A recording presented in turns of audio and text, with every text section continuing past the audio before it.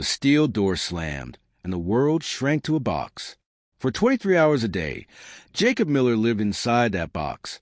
7 steps long, 3 steps wide, one tiny window too high to look through.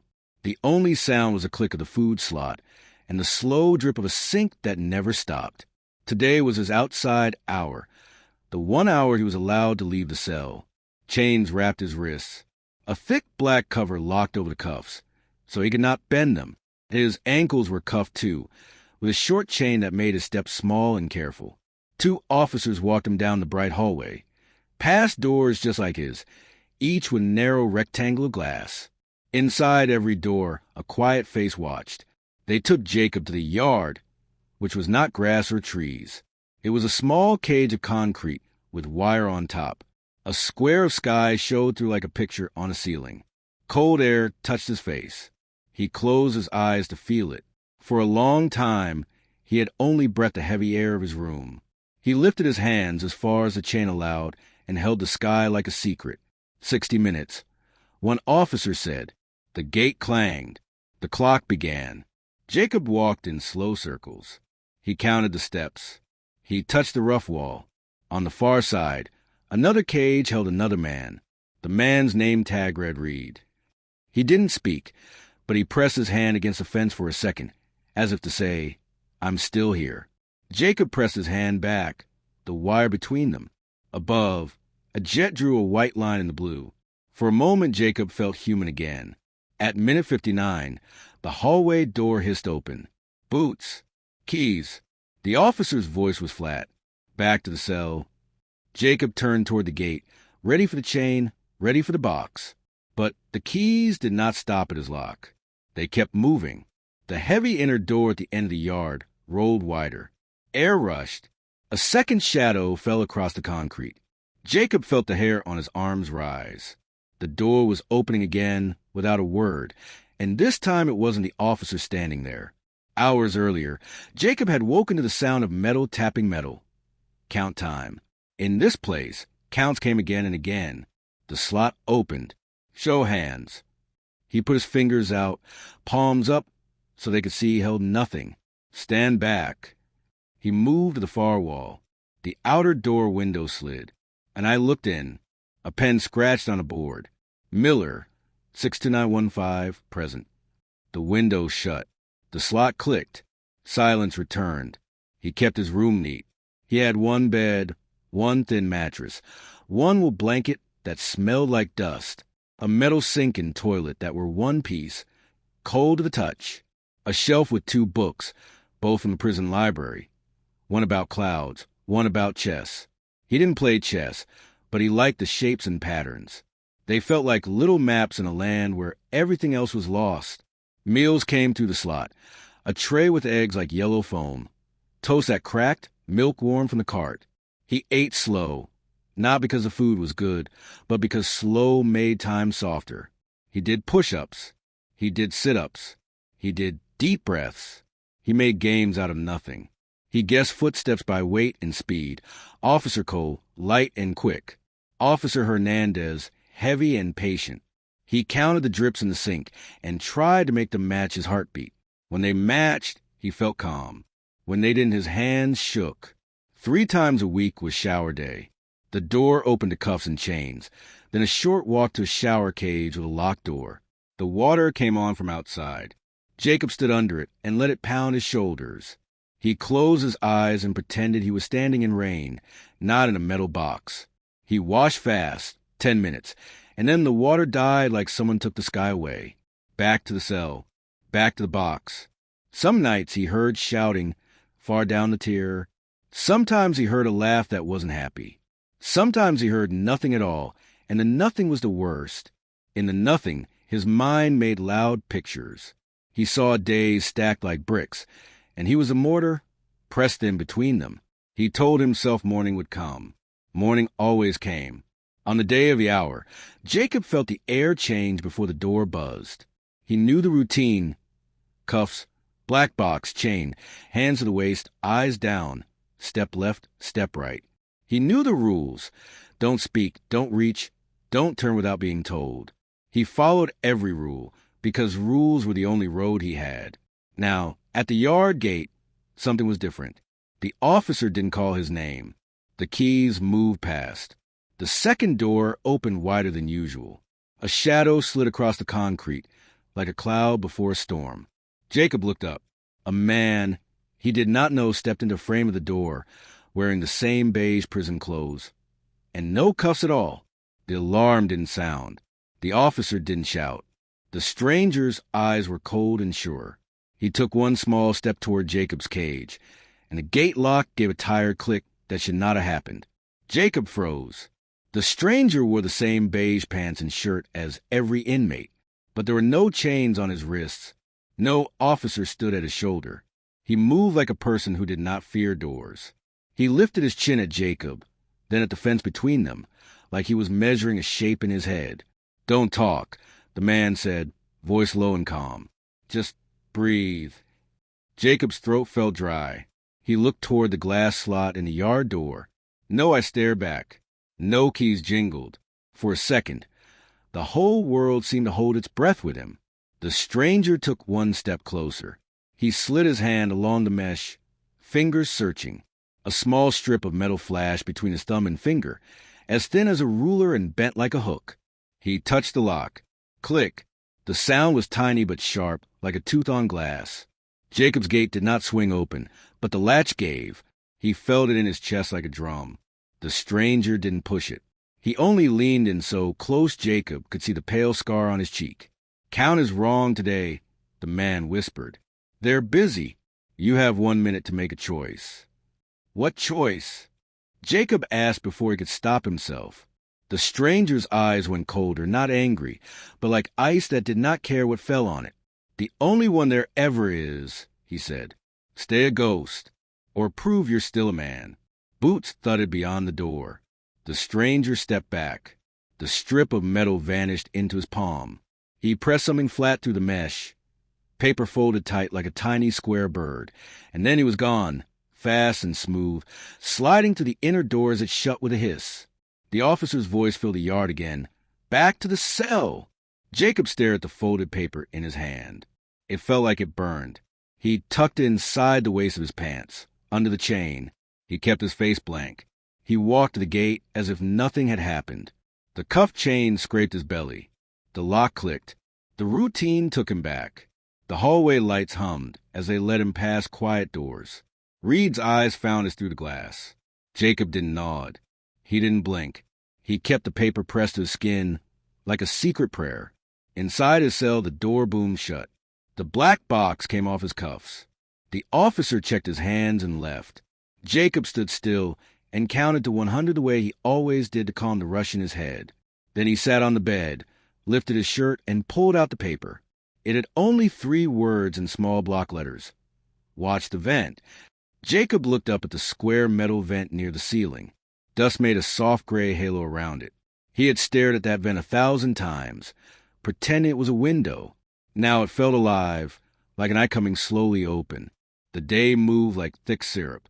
Food slot, plastic tray, eggs, bread, a cup of milk.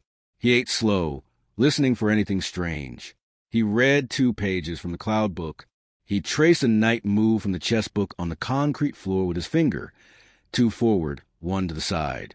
He told himself stories in small words: a boy on a long road, a tree that learned to stand in wind, a clock that only had 1 hand.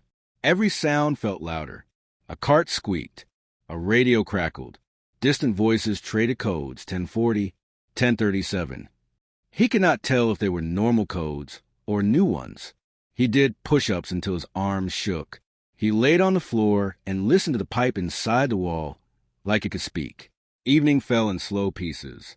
The thin window above the toilet turned from bright to blue to black. Count time again. Show hands. He did. Stand back. He did. The slot shut. Silence settled like a blanket with a weight in it. Then a soft sound from above. Not loud. Not a clang. A careful, steady scratch, like a screw turning one slow thread at a time. Jacob stood under the vent. He did not move his feet. He lifted his eyes and waited. Another tiny scratch. Then the faintest shiver of dust fell, drifting like gray snow. Jacob held his breath. The screen shifted a hair. A thin, pale object slid out and stopped on the inside edge, balanced like a seesaw. It tipped, fell, and landed on the bed with a whisper. Jacob picked it up. It was a chest knight, white plastic, hollow underneath. The base had a slit marked with a line of pen. He squeezed. The base popped open. A second paper curled out like a worm from an apple. He unfolded it. For more words, hour 23 ends tomorrow. His heart hammered, so hard he had to sit down. Ends tomorrow? How? Why? His mind tried to run in 10 directions at once. He caught it by the tail and made it walk. Breathe in, breathe out, think. A siren cut the air in half. It wasn't a short beat for count. It was the deep, steady roar that meant emergency.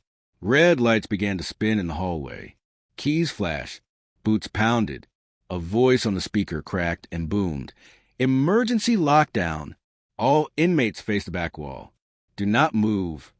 Jacob stood, hands on the wall, eyes on the vent, the chest knight cold in his palm. The door lock-clacked. Metal rattled. Someone outside shouted, Cuff up, Miller, 62915. Cuff up now. You're moving. Jacob turned slowly, heart pounding like a drum, inside his ribs. 2 officers stood in the doorway, shields up, hands on their cuffs. Red light from the alarm flashed over their faces, turning them into shapes of anger and command. Cuff up, one repeated. Now! He obeyed, hands behind his back. Wrist tight, metal bit his skin. They pulled him into the hallway where the siren screamed so loud it shook his teeth. Doors on both sides of the tier slammed shut one by one. The air smelled like burned plastic and sweat. What's happening? Jacob shouted over the noise. Move, an officer barked. Emergency protocol. Don't speak. They led him fast, faster than usual. Not the calm, slow walk of routine, but a rush, almost a run. The lights blinked red, white, red again, as they turned the corner. Jacob caught sight of Reed through the glass of another cell. His face was white as paper. He mouthed something Jacob couldn't hear. The vent. Jacob's stomach twisted. He glanced upward. The ceiling vents lined the corridor, each one the same, but one, just one, had its cover missing. A dark hole breathed air down like a throat. They passed under it. Something metallic clattered inside the duct above them. One of the officers looked up. What the... Before he finished, the lights went black. The siren died. Silence swallowed the hallway whole. Jacob stood frozen between the 2 officers, his hands bound. A flashlight snapped on, cutting through the dark. Stay still, the officer barked. The beam trembled slightly as he swung it toward the vent. A gust of air burst out. Dust and small black flakes rained down.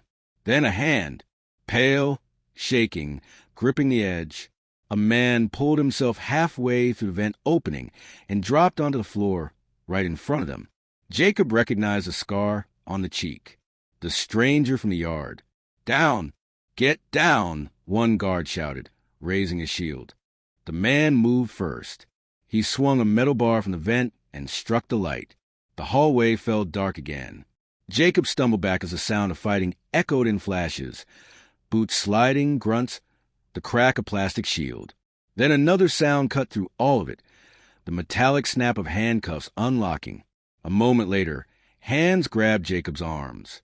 He tried to pull away, but the stranger hissed, Quiet, or we both rot here. The cuffs were gone. Jacob's wrists felt naked and strange. Why me? He whispered. The man's voice was calm, steady even with chaos boiling around them. Because you listened.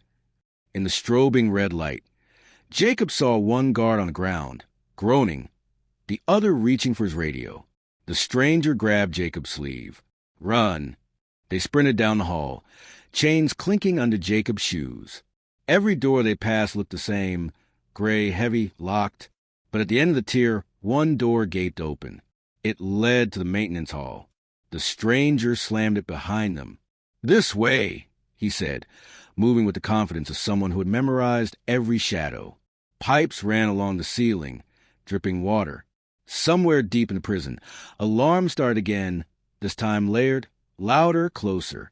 Jacob's chest burned as they ran. You planned this. Planned isn't the right word, the man said. Wait, it is. They reached a crossroads. One path led toward the power wing, the other toward the laundry shafts. The stranger stopped, breathing fast but eyes still sharp. We split here. You take the shaft. I'll draw them off. No, Jacob said before he could think. You can't go alone. The man gave a short, humorless laugh. Kid, we've all been alone since the first lock clicked. Footsteps thundered behind them. Voices shouted orders. North wing. 2 inmates loose. The stranger pushed Jacob toward the open vent shaft. Go! Jacob hesitated. He looked at the man one last time, the scar bright under the flashing red lights. Who are you? The man smiled, a small, tired smile. Someone who stopped waiting. Then he ran toward the voices. Jacob climbed into the shaft, his heart racing. It smelled of dust and metal. He crawled through the narrow tunnel, elbows scraping, knees bruising. The sound of boots and shouts faded behind him. After what felt like forever, he saw a square of light ahead, pale gray, like morning sky through fog. He pushed forward, muscles shaking, and pressed against the vent cover. It bent but didn't break. He pressed harder. The metal groaned. Then it snapped loose. Cold air rushed in. Jacob crawled out onto a small ledge high above the prison yard. The desert wind hit his face. Below, floodlights swept across towers and wire fences. Sirens wailed. He looked up. The sky stretched wide, endless. So close he felt he could touch it. For the first time in years, he wasn't behind bars. But the loudspeaker crackled to life behind him. Attention, all units. The voice boomed. Inmate Miller 62915, missing from cell. All exits sealed. Shoot on sight. Jacob turned toward the sound of boots closing in and the beam of a flashlight locking on his face.